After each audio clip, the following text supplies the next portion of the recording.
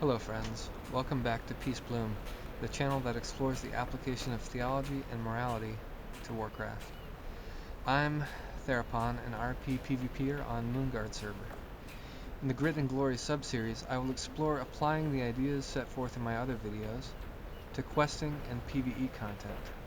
I'll explore how to do right and seek justice and peace as I interact with the story of the game, so far as NPCs go. In preparation for battle for Azeroth, in July I went down to investigate the giant sword in Silithus and the mysterious substance found in the vicinity. A friend of mine had informed me that the stuff contained great power and would completely charge my artifact weapon to the max artifact power it would hold. Hey there. So I had to look into it. Matthias Shaw What can I do for you? told us his intelligence reports that goblins have already started harvesting the mysterious substance springing up around where the sword was plunged into the earth.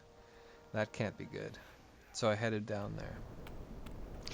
A little background on the site. Silithus is in southern Kalimdor and is the home of the Silithids, a type of bug so dangerous that at one point both the Alliance and the Horde considered them a threat. Apparently no kingdoms of sapient beings have dared to spread into this area because of these things. Not the Night Elves, not the Tauren, not the Orcs. So this is basically the Wild West as regard law and government. The presence of the Dark Titan Sargeras' sword here has apparently wiped out many of the Silithids because the goblins who have come here to collect the mysterious substance aren't having too much trouble with them.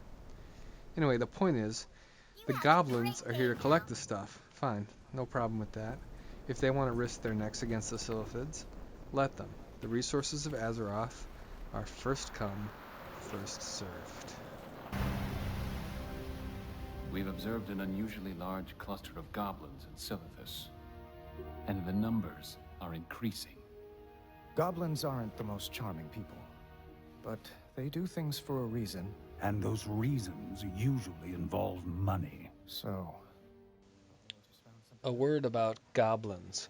In the world of Warcraft, the playable races and many others are presented as moral equals. In the cinema scene leading up to this adventure, King Anduin Wrynn remarks about goblins that they are, quote, not the most charming people. So he believes that they are people, with rights and souls and so on. This may be debated, which I hope to do in an upcoming video, but let's go with this for now. If the goblins are people, they have a right to claim the mysterious substance if they get there first, which they have. So it may be argued that unwelcome people should not even venture onto their site, but we won't go that far.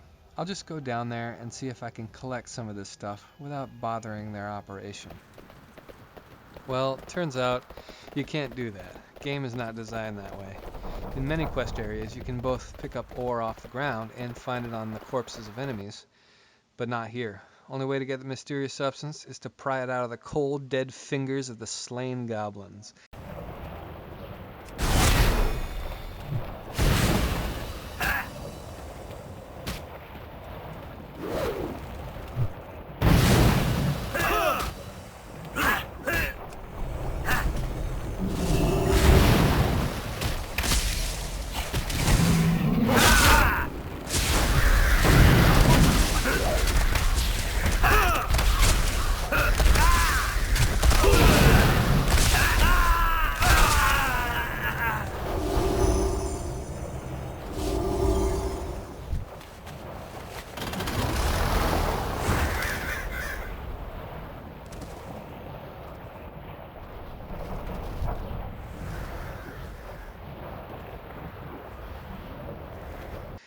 As I looked for ore lying around, many of the hostile goblins attacked me. They are weak and could do me no harm, so the principle of proportionality of means told me to let them alone. Lethal force is the last resort. I did not need to kill them to protect myself, but since I could not get any of the mysterious substance off the ground, I could not get any at all.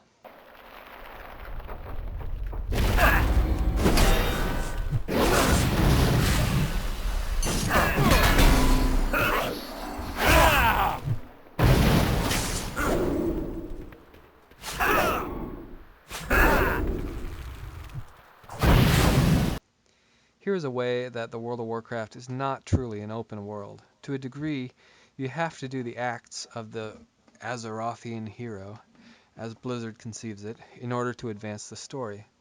But sorry, Blizzard, I would rather maintain my integrity than play your game. Another way to think about this crosses my mind.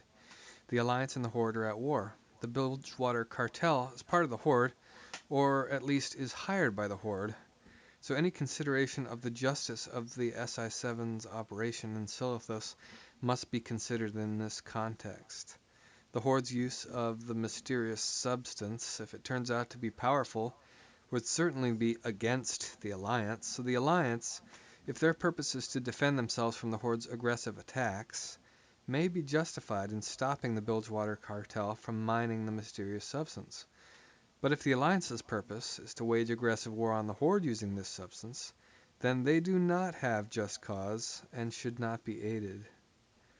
At this point, I do not have enough information about either the Alliance or the Horde's intent to make a judgment. If I go with my gut, I think both factions want to stick it to the other. Therefore, I cannot in good conscience help either one. Maybe at this point you are thinking, come on, Sage, you're thinking too much. Just play the game. But you can never be at peace unless you act with integrity. You really can't have fun unless you are good. See my first video, Play for the Glory of God, for more on the imperative I think we should all follow. As I write this, I am painfully aware that I may not have all the information I need to make a good judgment, and that even if I did, my vision is limited. I'm not that well versed in the lore. If you have an insight into this circumstance in the game that you think I'm missing, please leave a comment on the video. I would like to see how the community thinks, and maybe together we can get closer to the right judgment.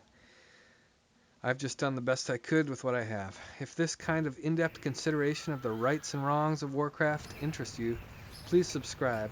I'll have more videos coming out to explain, exploring just war theory, open world PvP with just cause, battlegrounds in a moral context, and more. And see you next time. Thanks for watching. Peace.